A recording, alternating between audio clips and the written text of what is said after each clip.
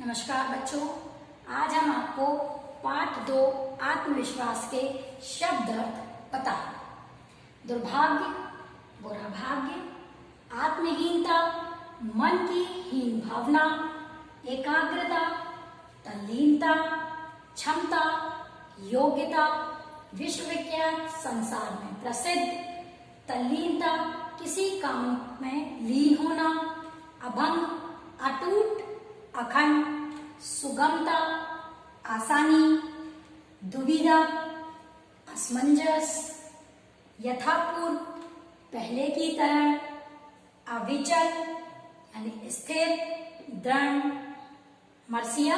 मरसिया एक प्रकार का शोक गीत होता है। ठीक है, अब हम आप सबको अध्याय में आए हुए संक्षिप्त प्रश्नोत्तर करा रहे हैं।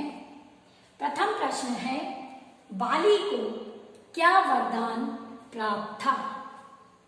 बाली को ऐसा वरदान प्राप्त है जो कि उसके सामने आता है, उसकी आधी ताकत उसमें आ जाती है और वह उसे आसानी से पछाड़ देता है।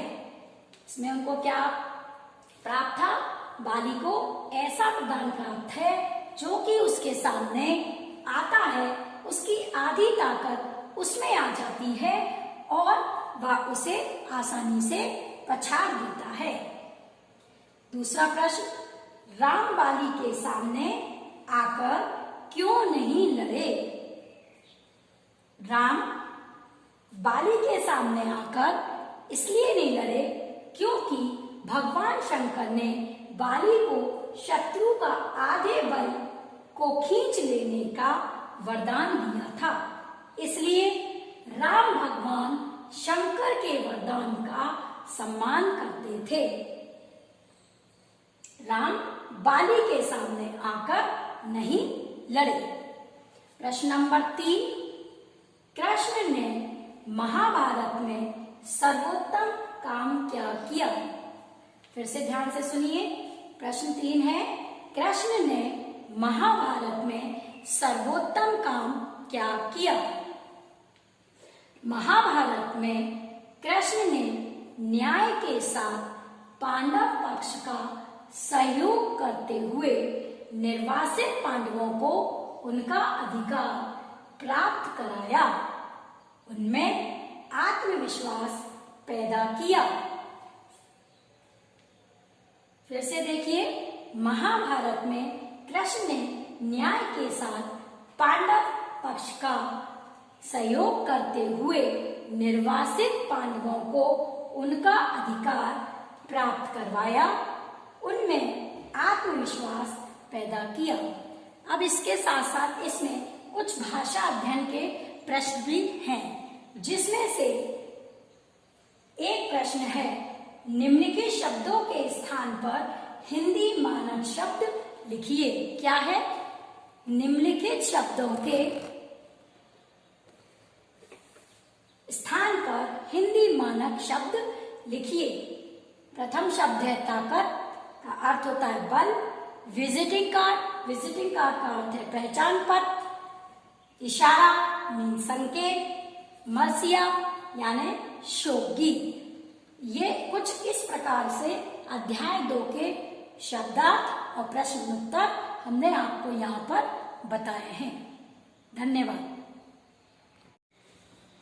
हाँ बच्चों, आज हमने इससे पहले आपको पाठ 2 आत्मविश्वास के शब्दार्थ और प्रश्नोत्तर कराए थे। आज हम आपको पाठ में आए हुए भावों के अर्थों को स्पष्ट करेंगे। सर्वप्रथम पंक्ति है, सफलता की, विजय की, उन्नति की कुंजी अविचल श्रद्धा होती है। इसका भाव कुछ इस प्रकार है, हमारे अंदर उद्देश्य यानी लक्ष्य के प्रति अटूट विश्वास है तो निश्चय ही हम अपने उद्देश्य में सफल होते हैं। किसी भी चुनौती पर विजय प्राप्त करते हैं तथा लगातार उन्नति प्राप्त करते जाते हैं। अतः अटूट श्रद्धा या विश्वास का उपाय है सफलता विजय जीवन में उन्नति प्रदान करने का। इस पंक्ति को बहुत ध्यान से सुने।